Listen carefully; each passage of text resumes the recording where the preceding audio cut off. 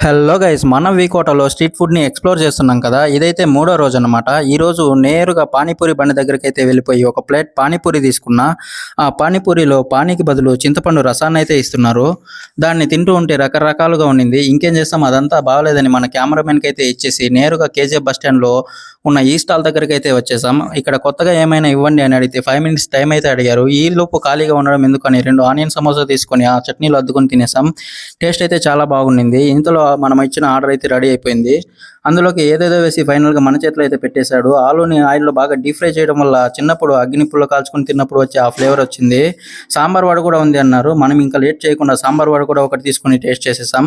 ఇన్ని తిన్నాక ఆ స్టాల్లో కలర్ఫుల్గా కనిపిస్తున్న ఆ స్వీట్ని తినకుండా ఆగలేకపోయా. సో అది కూడా ఒకటి తీసుకుని వేసేసాం. సర్లే అని ఇంకా రిటర్న్ అయిపోయా. కానీ ఆ వెళ్ళే దారిలో ఫలూదా బండి కనిపించింది. ఆ కోన్ ఐస్ క్రీమ్ చూసి చిన్ననాటి జ్ఞాపకాలు అయితే గుర్తుకొచ్చి ఆ ఐస్ క్రీమ్ కూడా ఒకటి తీసుకున్నా. టేస్ట్ అయితే చాలా బాగుండింది.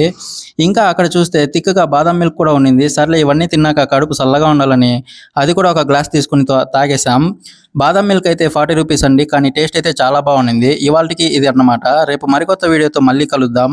మన వికోట లేదా చుట్టుపక్కల నుండి మీరైతే చూస్తున్నట్టయితే ఇప్పుడే ఫాలో చేసి పెట్టుకొని మీ ఫ్రెండ్స్తో షేర్ చేసేయండి.